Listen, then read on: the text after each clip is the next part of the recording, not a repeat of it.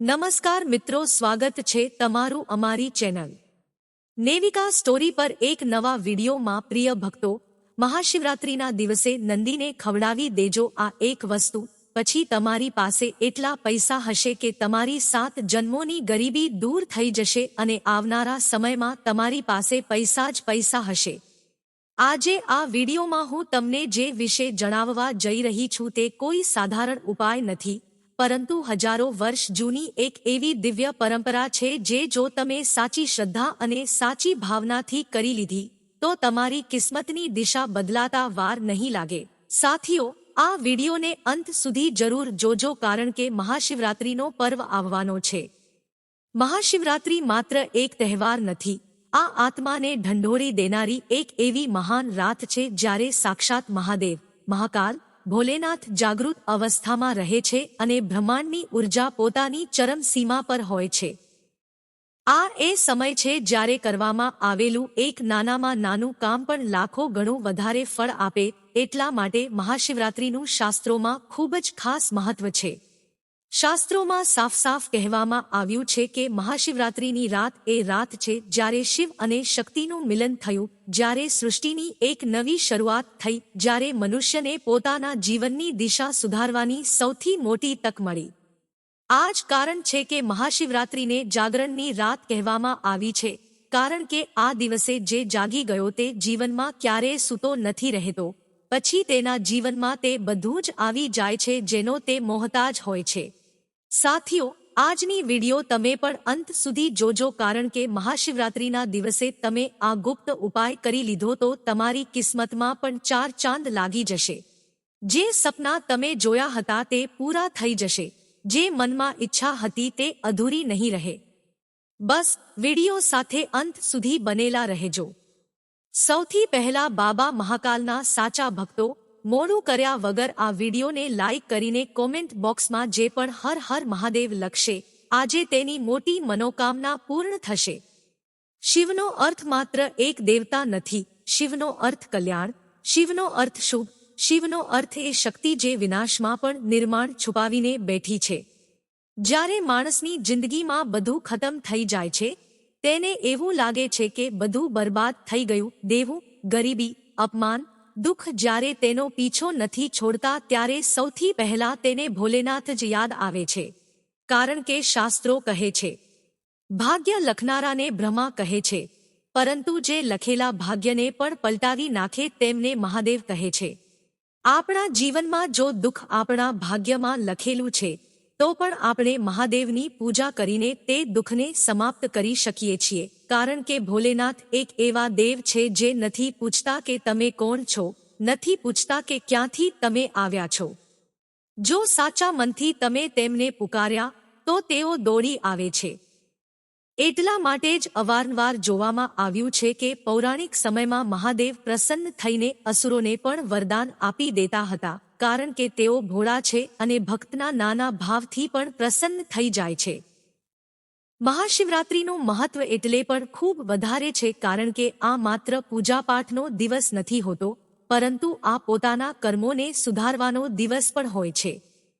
શાસ્ત્રો કહે છે આ દિવસે તમે નાનું એવું દાન કરી દેશો, નાની એવી સેવા કરી દેશો કે કોઈ ગરીબને જમાડી દેશો, અન્નદાન કરી દેશો તો તે સીધું ભોલેનાથને પ્રાપ્ત થાય છે। અને મિત્રો, શિવ સુધી પહોંચવાનો સૌથી સરળ રસ્તો જો તમે પ્રાપ્ત કરવા માંગતા હોવ તો તે છે નંદી, બળદ। જી હા, એ જ નંદી જે હંમેશા શિવના દ્વાર પર બેઠેલા હોય છે। નંદી જે મુખ્યત્વે એક બળદ છે, જે શિવના સૌથી પહેલા ગણ માનવામાં આવ્યા છે, જે શિવની દરેક આજ્ઞાનું પાલન કરે છે અને જેની આંખોમાં આજે પણ કરુણા અને શક્તિ બંનેનો આપણને અદ્ભુત સંગમ દેખાય છે। હવે બહુ ઓછા લોકો એવા છે જે જાણે છે કે નંદી માત્ર ભોલેનાથનું વાહન નથી, પરંતુ નંદી ધર્મના પ્રતીક છે, ધૈર્યના પ્રતીક છે, શક્તિ અને સહનશીલતાના પ્રતીક છે। બળદ વાસ્તવમાં તે પ્રાણી હોય છે જે વગર કોઈ ફરિયાદે બોજ ઉપાડે છે, ખેતર ખેડે છે અને મનુષ્યનું પેટ ભરે છે, અને બદલામાં તે આપણી પાસેથી બહુ કંઈ નથી માંગતો, માત્ર થોડું અન્ન માંગે છે।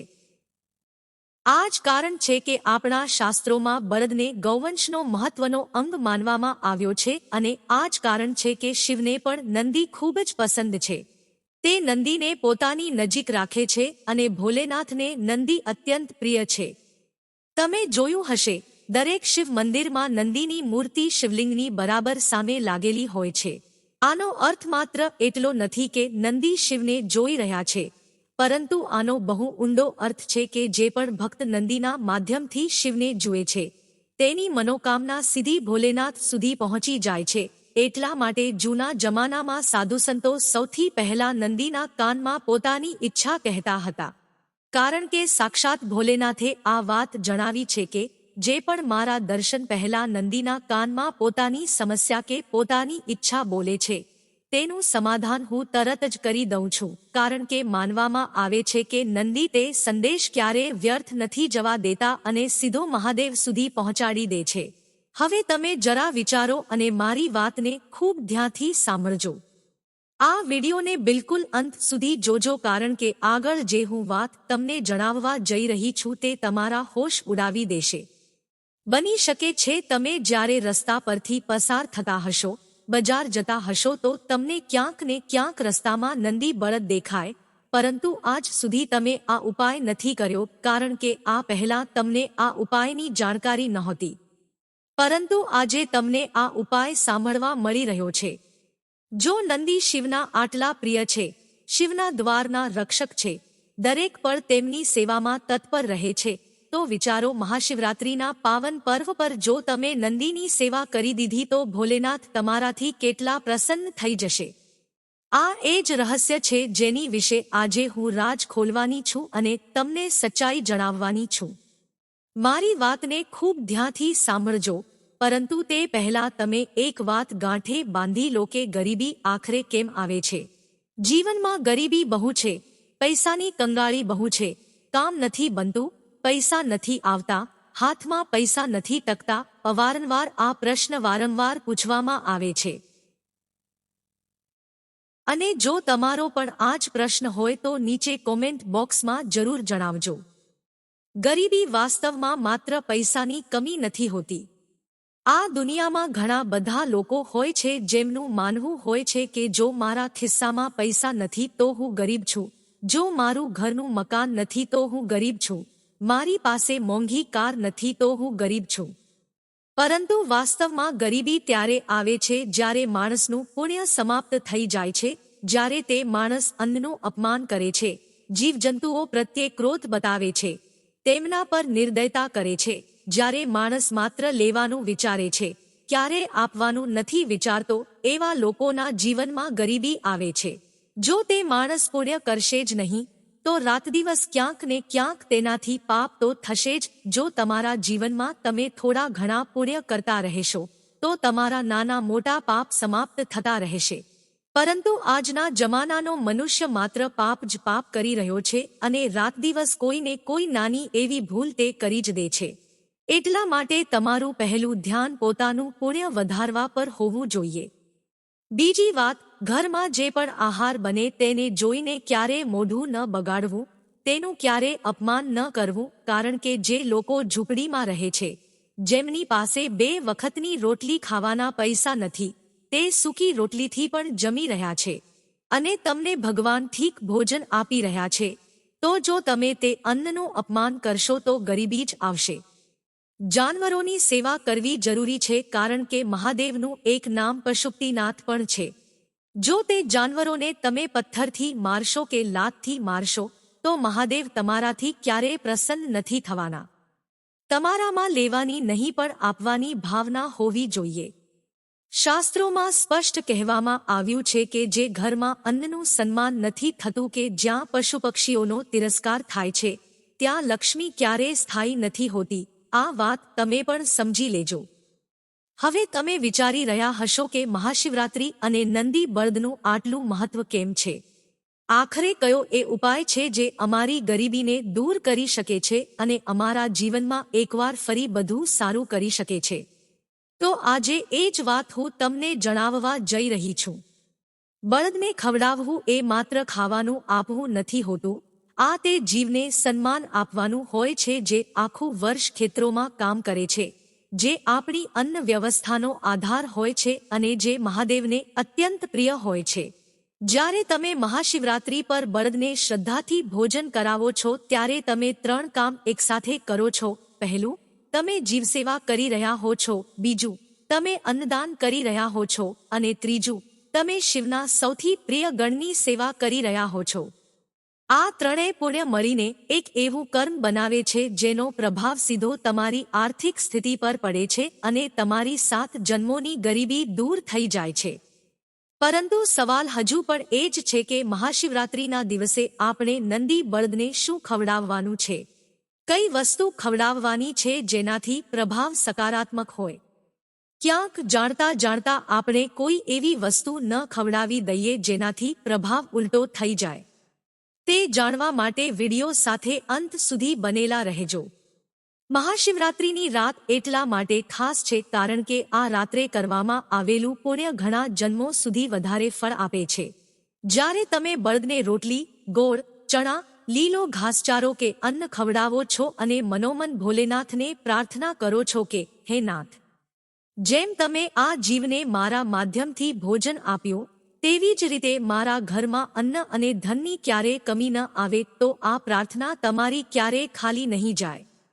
આજના સમયમાં લોકો મંદિર જઈને માત્ર ફૂલ અને બિલીપત્ર ચઢાવીને એવું વિચારે છે કે મારું કામ પૂરું થઈ ગયું, હું મંદિર જઈ આવ્યો, મારાથી પૂજાપાઠ થઈ ગયા. પરંતુ શિવ કર્મના દેવ છે, ધાર્મિક દેખાડાના દેવ નથી.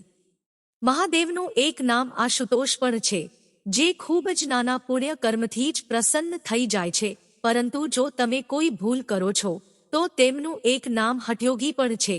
મતબલ પછી તમે ગમે તેટલા કામ કરી લો તે તમારું નહીં સાંભળે. એટલા માટે ભાવ અને શ્રદ્ધા ખૂબ જ વધારે જરૂરી છે. અને મહાશિવરાત્રિના દિવસે નંદી બળને આ ખવડાવશો તો જ લાભ મેળવશો. આટલું તમે ધ્યાન રાખી લેજો.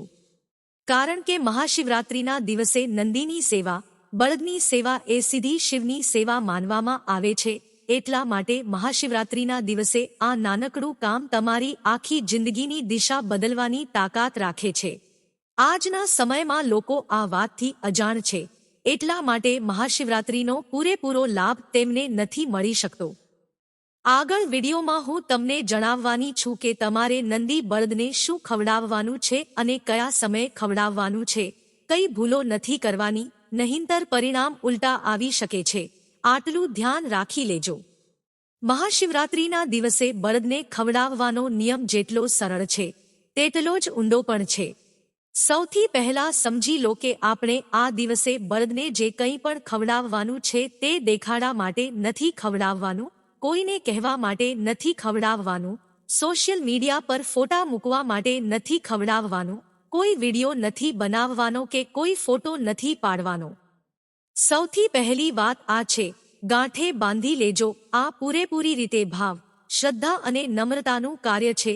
મહાશિવરાત્રિના દિવસે તમારે સવારે સ્નાન કરવાનું છે, સાફ કપડાં પહેરવાના છે, મનમાં કોઈના પ્રત્યે ખરાબ ભાવ, નકારાત્મક વિચાર કે ગંદી વાત બિલકુલ નથી લાવવાની અને સૌથી પહેલા ભગવાન શિવનું સ્મરણ કરવાનું છે. જો સંભવ થઈ શકે તો ઓમ નમઃ શિવાય મંત્રનો 11 વાર કે 21 વાર જાપ કરી લેજો, જેથી તમારું મન શાંત થઈ જાય.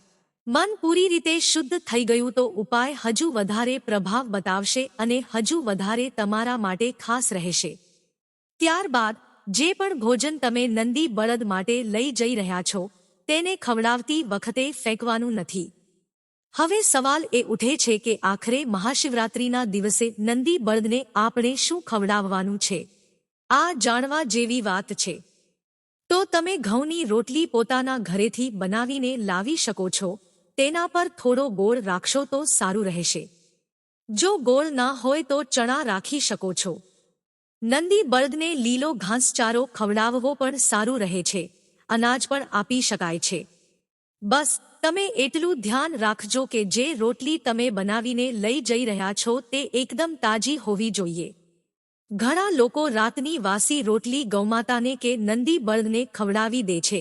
પછી પ્રભાવ ઉલટો થઈ જાય છે અને તેઓ સમજી નથી શકતા. તો વાસી રોટલી કે વાસી ખાવાનું નથી ખવડાવવાનું, એઠું ભોજન નથી ખવડાવવાનું. અપવિત્ર અવસ્થામાં તમારે શિવરાત્રિના નંદી બળદને કંઈ પણ નથી ખવડાવવાનું. ઘણા લોકો ભૂલથી પ્લાસ્ટિકની થેલીમાં નાખીને ખાવાનું ખવડાવી દે છે. આ પણ એક બહુ મોટી ભૂલ છે, કારણ કે તે નંદી બળદ માટે ખતરનાક સાબિત થઈ શકે છે. કોશિશ તમારે એ જ કરવાની છે કે કોઈ પાન હોય કે તમે સીધા હાથથી ખવડાવી દો, કારણ કે હાથથી ખવડાવવામાં જે પ્રેમ છે તે ક્યાંય બીજે મળી જ ના શકે. હવે વાત કરીએ સમયની. આખરે તમારે નંદી બળદને મહાશિવરાત્રિના દિવસે કયા સમયે આ વસ્તુ ખવડાવવાની છે? બહુ ધ્યાનથી વાત સાંભળી લેજો. સૌથી સારો સમય સવારે સૂર્યોદય પછીનો સમય છે. સવારે સૂર્યોદયથી બપોર સુધીનો સમય બહુ સારો માનવામાં આવ્યો છે. પરંતુ માની લો કોઈ કારણવશ તમે સવારે નથી જઈ શક્યા, તો તમે સાંજ પહેલા ગમે ત્યારે ખવડાવી શકો છો, પરંતુ રાત્રે નથી ખવડાવવાનું. સાથીઓ, જ્યારે તમે બળદ પાસે જાઓ તો ડરતા નહીં, કારણ કે તે નંદી બળદ બહુ શાંત અને સહનશીલ હોય છે. તેના માથા પર તમારે હળવેથી હાથ ફેરવવાનો છે, તેની આંખોમાં જોવાનું છે અને મનોમન મહાદેવને પ્રાર્થના કરવાની છે. આ જ એ સમય હોય છે જ્યારે તમારી ભાવના સીધી મહાદેવ સુધી પહોંચી જાય છે, અને મહાશિવરાત્રિના દિવસે તો આ ઉપાય હજારો ગણો વધારે ફળ આપે છે.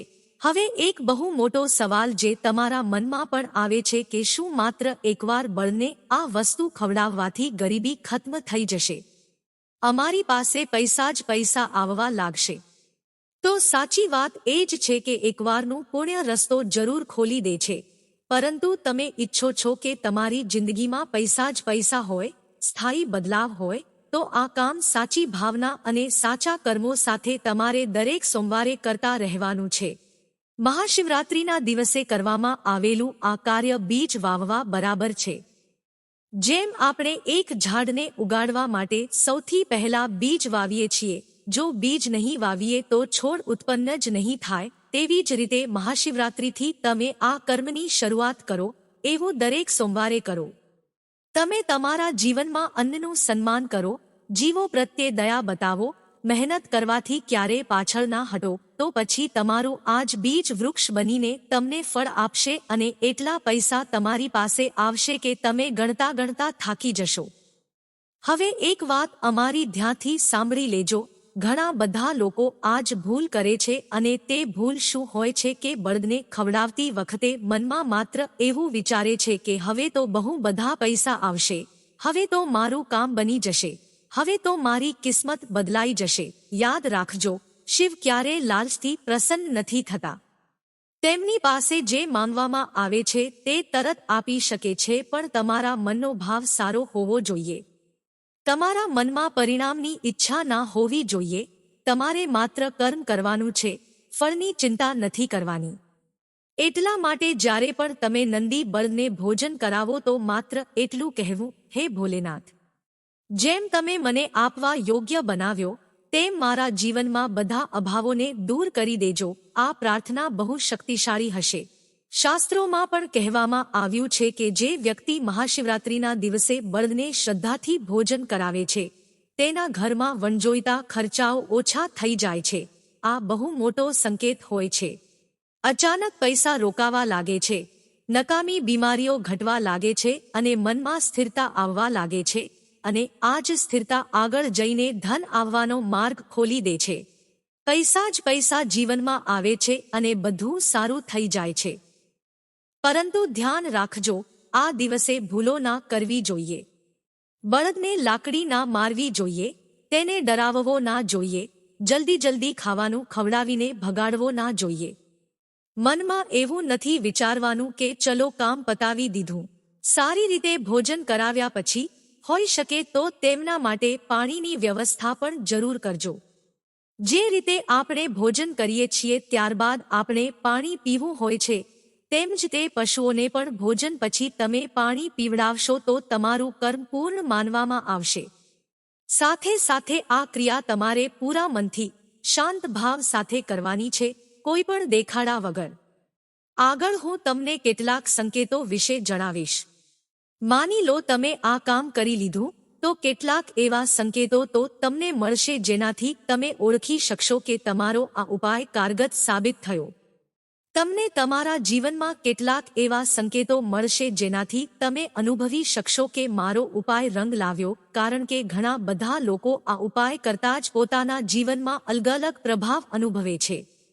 બળદ માત્ર એક પશુ નથી, તે શ્રમનું પ્રતીક છે. શિવ શ્રમને ક્યારેય વ્યર્થ નથી જવા દેતા. જ્યારે તમે જીવને સન્માન આપો છો, વગર બોલીએ, વગર માંગીએ જીવનભર મહેનત કરનારા નંદી બળદને તમે કંઈક ખવડાવો છો, તો તમારા જીવનમાંથી દરિદ્રતા ગાયબ થઈ જાય છે. પરંતુ યાદ રાખજો, શિવરાત્રિના દિવસે બળદને ખવડાવીને પાછા આવીને ફરી એ જ ખરાબ કામો કરવાના લાગતા, અન્નની બરબાદી, જીવો પ્રત્યે કઠોરતા, નકારાત્મક વિચારો, તો તમારું જીવન ક્યારેય નહીં બદલાઈ શકે. એટલા માટે શિવનો આ ઉપાય માત્ર એક દિવસનો નથી પણ એક નવી વિચારધારાની શરૂઆત સમાન છે અને દરેક સોમવારે તમારે આ કામ કરવાનું છે.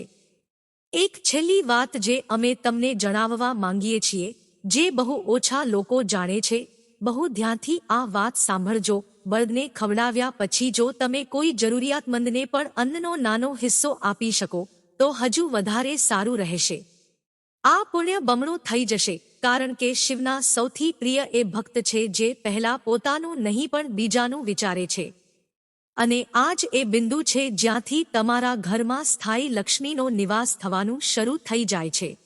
આજે આ વિડીયોમાં હું કોઈ અંધવિશ્વાસ ફેલાવવા નથી આવી, હું માત્ર તમને એ જ સમજાવવા આવી છું જે આપણી પેઢી દર પેઢી શાસ્ત્રો અનુસાર ચાલતું આવ્યું છે અને આ ઉપાય પણ અનુભવમાંથી નીકળેલો ઉપાય છે. મહાશિવરાત્રિના દિવસે બળદને ખવડાવવું કોઈ ચમત્કારિક બટન નથી પણ તે રસ્તાનું પહેલું ડગલું છે, જેના પર જો આપણે ચાલી ગયા તો આપણી ગરીબી ક્યારેય પાછી નથી આવતી. બસ આ ઉપાય આપણે સાચી શ્રદ્ધાથી કરીએ, દેખાડા વગર, લાલચ વગર કરીએ તો માનજો ભોલેનાથ ક્યારેય તમને ખાલી હાથે નહીં પાછા મોકલે અને તમને તે બધું જ મળી જશે જેની તમને જરૂર છે. હવે આ વિડીયોમાંથી વિદાય લેતા પહેલા હું તમને એટલું જ કહેવા માંગુ છું, તમે કોમેન્ટ બોક્સમાં ઓમ નમઃ શિવાય જરૂર લખજો જેથી તમારી ભાવના હજુ વધારે મજબૂત થઈ જાય અને પોતાના જરૂરિયાતમંદ મિત્રો સુધી આ વિડીયોને જરૂર પહોંચાડજો જેથી કોઈના જીવનમાં સારું પરિવર્તન આવી શકે. યાદ રાખજો, શિવ ત્યાં નથી રહેતા જ્યાં માત્ર પૂજા થાય છે, શિવ ત્યાં રહે છે જ્યાં કર્મ સાચા હોય છે.